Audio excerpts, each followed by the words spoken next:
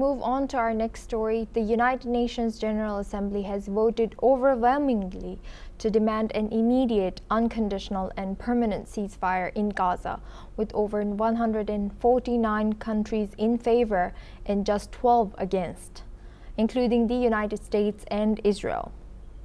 The non-binding resolution also condemns the use of starvation as a weapon of war and demands the lifting of Israel's blockade on humanitarian aid. Let's listen in to what some UN representatives had to say. This draft resolution sends an unacceptable message to Hamas and other Iran-backed terrorist proxies. And that message is, you will be rewarded for taking hostages, diverting aid, and launching attacks from civilian areas. Mr. President, colleagues, blind support to Hamas by the members of this body further undermines the meaningful diplomacy underway to free the hostages and emboldens Hamas as the terrorist group continues to reject ceasefire proposals accepted by Israel. Israel and Hamas need to agree to an immediate and unconditional ceasefire, that Hamas must immediately and unconditionally release the hostages, and that Israel, as the occupying power, must end its blocks on aid and ensure unhindered humanitarian access. And crucially, there must be an end to any actions that stand in the way of a two-state solution and the best chance for peace for the Israeli and Palestinian. This comes amid escalating violence. A deadly ambush on a bus carrying aid workers from the US-backed Gaza Humanitarian Foundation left at least 8 dead, with Hamas accused of this attack. Despite the attack and a total internet blackout across Gaza, GHF delivered a record 2.6 million meals on Thursday. Israeli strikes continue across the Strip, killing over 100 people in the past 24 hours, including 21 near GHF distribution aid sites. The United Nations has condemned the chaos, warning that the aid model is collapsing into what it called a dystopian Hunger Games. A high-level two-state solution conference is expected next week in New York, but with little U.S. support, prospects remain uncertain. Now we have guest Martin Sai writes. He's an international affairs expert joining us live from Quito, Ecuador. Thank you for joining us today. What leverage does a non-binding UN resolution really hold when key military players like US and Israel ignore it? I think this resolution is merely symbolic. I don't think it has enough weight to do or to change the reality of this war.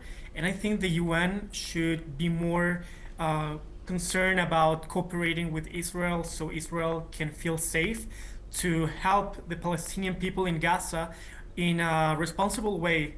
That means that Israel won't be threatened by any kind of threat coming from Hamas or from abroad, and it can ensure its own security and also give the necessary supplements and aid to the Palestinian people in Gaza. But I think this is just symbolic. It's not doing anything to resolve the problem. And I think UN is failing to absolutely condemn Hamas, even though they ask for the liberation of the hostages.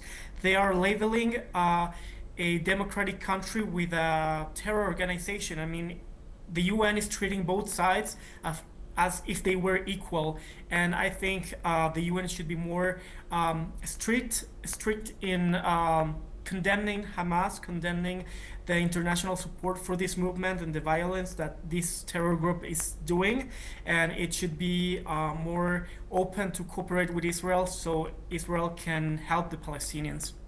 And now looking at the bigger picture, Martin, what role are regional powers like Egypt, Qatar and Saudi Arabia playing in pushing for a ceasefire or hostage deal?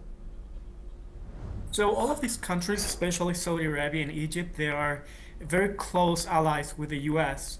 and they're not gonna stop being allies, and they're not gonna be hurting this long friendship because of the Palestinians. Of course, Saudi Arabia will not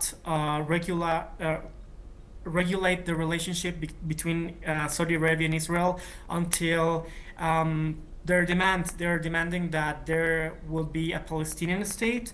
However, even if Israel does not accept this demand, Saudi Arabia is not going to start a war against Israel, is not going to do anything that can harm its relationship with the US.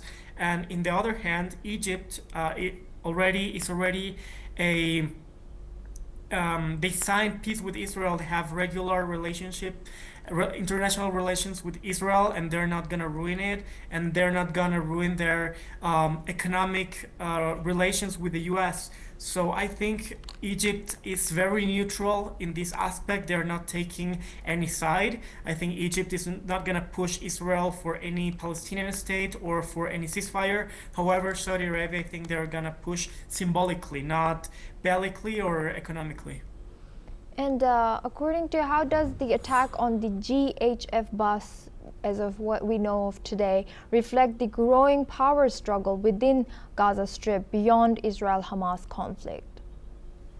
I think, again, this is a false flag attack. Hamas has been doing a lot of terror attacks against the civilians in Gaza because they want them to stay silent, because they want to keep their power. They're acknowledging that the people in Gaza are no longer supporting this terror organization. They want to shoot it down. The people in Gaza, they just want to live normal lives. And I mean, you have everything. Also, you have radicalized people that are still crazy fanatic people in Gaza Strip. Part of the population is still supporting Hamas, but the normal and sane people, they just want to have peace. They want to live a normal life, even if that means to be in terms with Israel. And there's a lot of protests against Hamas from the civilians in Gaza, and it means people are waking up. And yeah, Hamas is doing a lot of crimes against their own population, and it should be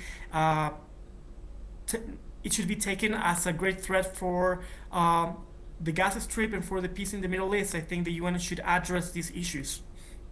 And is next week's upcoming two-state solution conference, which is hosted by France and Saudi Arabia in New York, likely to yield any concrete steps, or is it just diplomatic posturing again?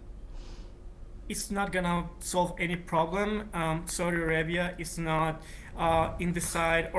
Saudi Arabia is not neutral in this issue. Obviously, they're taking a side with the Palestinians, and Macron is also not neutral. He has been condemning Israel only, and he has not been addressing all of the terror attacks and the crimes perpetrated by Hamas. So I think this is a one-sided, biased conference. We're not gonna see any outcome out of this